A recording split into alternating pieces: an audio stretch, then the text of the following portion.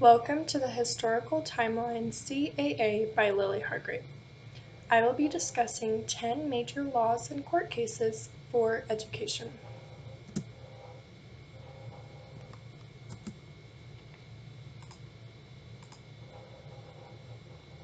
The first one I will discuss is the Elementary and Secondary Education Act.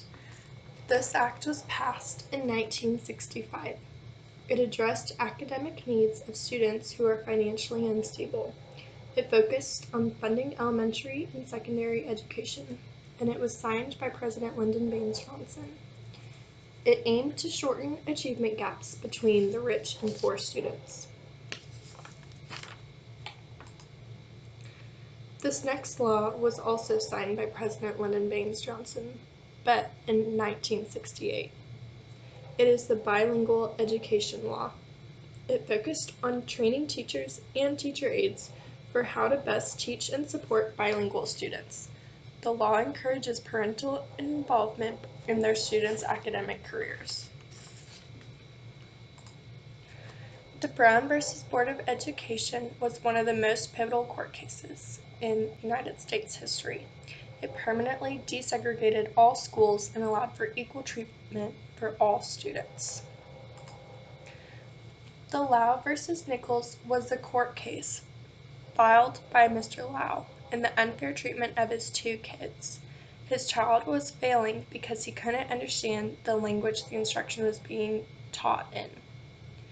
This happened in 1970, and it changed how San Francisco and other cities on the coast treated Chinese immigrants. This 1974 Act, the Equal Education Opportunities Act, protected against discrimination of faculty, staff, and of students. It requires schools to take action in overcoming language barriers that might impede all students' participation.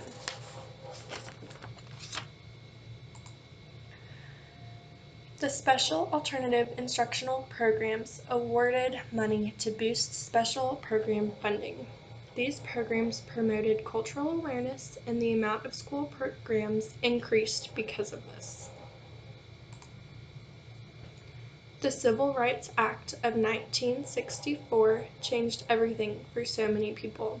It prohibited discrimination based on race, sex, and origin in government-funded programs.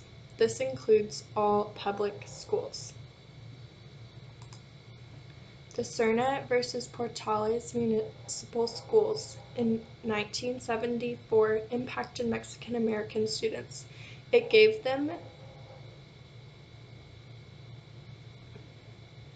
the right to bilingual education.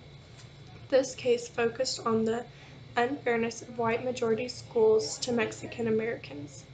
These schools are now forced to identify and meet needs of these students. The Castanda v. Pickard case of 1981 argued children in schools were being segregated and that schools failed to offer bilingual classes. Because of this, it prevented students from equally participating in classes. A 3-part ELL test is now being given to school districts to ensure that they are being fair to all students. The National Defense Education Act in 1958 was a response directly to Sputnik. Because of this act, efforts to increase math, science, and foreign language instruction greatly increased. Thank you for listening and watching my presentation.